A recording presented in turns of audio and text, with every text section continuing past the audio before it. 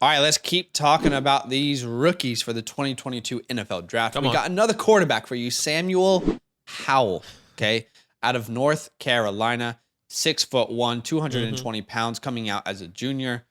This guy is a 3-year starter. Yeah. And I think that's what a lot of people forget. They think, he had a great 2020. He actually had a great 2019 as well. He threw 38 touchdowns and 7 interceptions.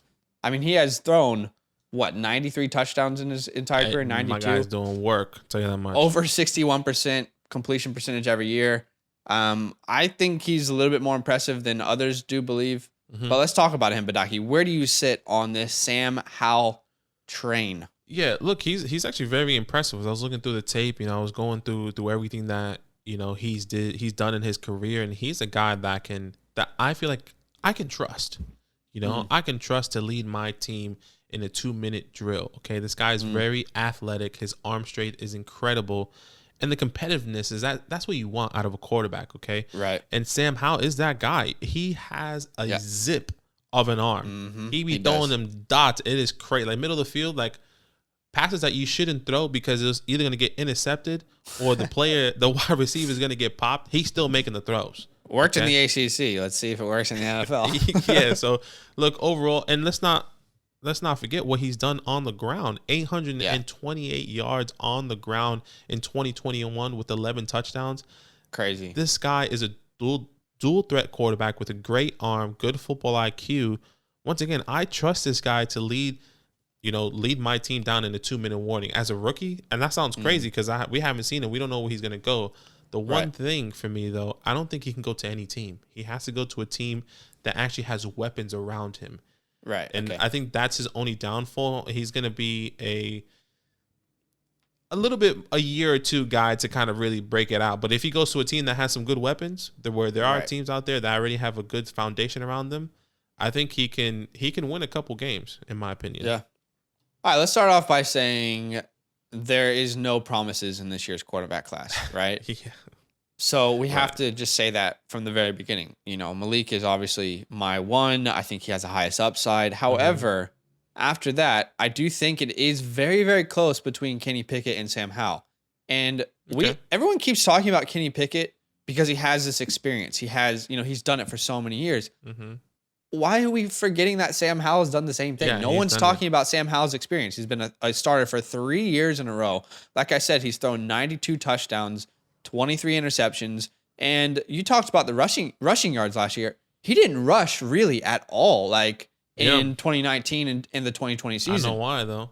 That we know why, right? Javonte Williams was there, Michael Carter. That's right. But to be honest, I'm surprised that not more people are talking about that because that's pretty impressive for me. That showed that he could adapt his game based off of what is around him. So while I agree it's ideal for him to have weapons, and any quarterback needs wide receivers, No right? doubt. Any quarterback needs weapons. But at least to me, it showed that he could adapt his game based off of what is around him, When he lost De'Ami Brown, lost Javonte Williams, Michael Carter, that definitely hurt him. But this is impressive, man. 800, like we're not even talking about 300 yards. We're talking about 828 yards and 11 touchdowns. Everyone's labeling Matt Corral as this mobile quarterback. I mean, I saw very similar things here with Sam Howell. You talked about the zip on his arm, very impressive. I believe that he has the best in this class, short to intermediate arm strength and accuracy. Okay, that's what you want for your your slot wide receivers as well. Yeah, so that short intermediate pass to like the middle of the field, that kind of accuracy, that kind of strength, I think it's very impressive. Good pocket awareness, can extend plays, surprisingly mobile. Almost reminds me a little bit of Big Ben when he first came into the league. Okay. When Big Ben first came to Pittsburgh. Let's talk about the weaknesses though. 17 turnovers in 2021. That's bad. I mean, he threw a lot though, I mean, but there's no way to sugarcoat that. 17 total turnovers. Struggled to perform, in some of those big games. Yeah. Here's the issue that most people have with Sam Howell, at least from what I've heard around the league, and I understand it.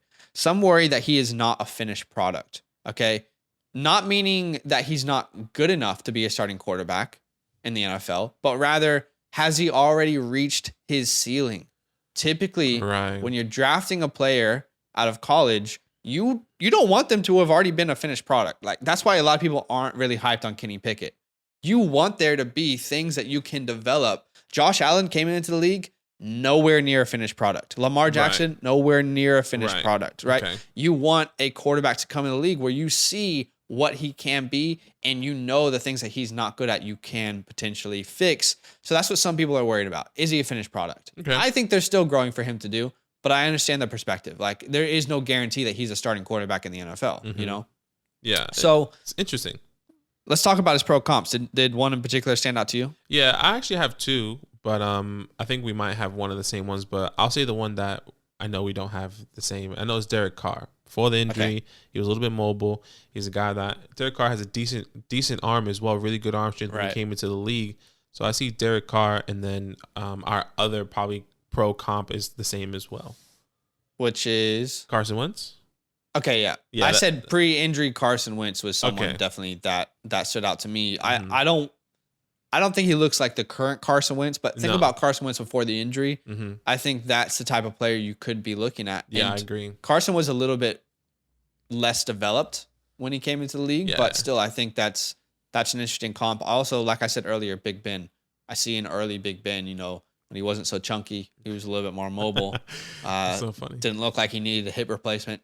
So those are some interesting comps. Let's talk about team fits. For me, I don't want Sam Howell to Washington, but I think it makes sense. Okay. The Washington Commanders could make sense. Now, to be very, very clear, do not take him in the first. He is not a top 12 pick in this year's draft. But a lot of people think that Sam Howell could fall to the second round.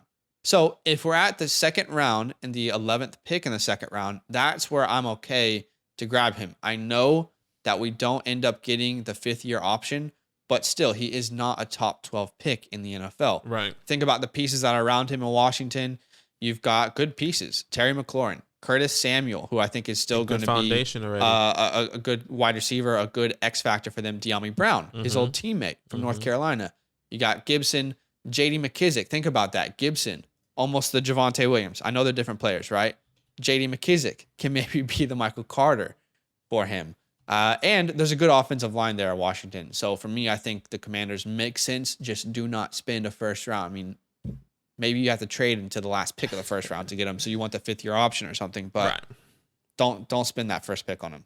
Look, for me, I actually really like the Denver Broncos. Why not reunite with Javonte Williams, a great supporting cast, and Noah Fant, Jerry Jeudy, Cortland Sutton, Tim Patrick. If Aaron Rodgers doesn't go there, hypothetically, then they won't have to get a quarterback, a decent offensive line, amazing defense, weapons around him. He can come in and just learn. Like I said, he has a great supporting cast, and that's why I believe he comes into a league, help you win some games in a tough division where, it's not going to be the easiest. But I love the Denver Broncos. And an honorable mention for me for team fits, I like the Colts. Carson Wentz, quote unquote, not coming back apparently, or testing free agency.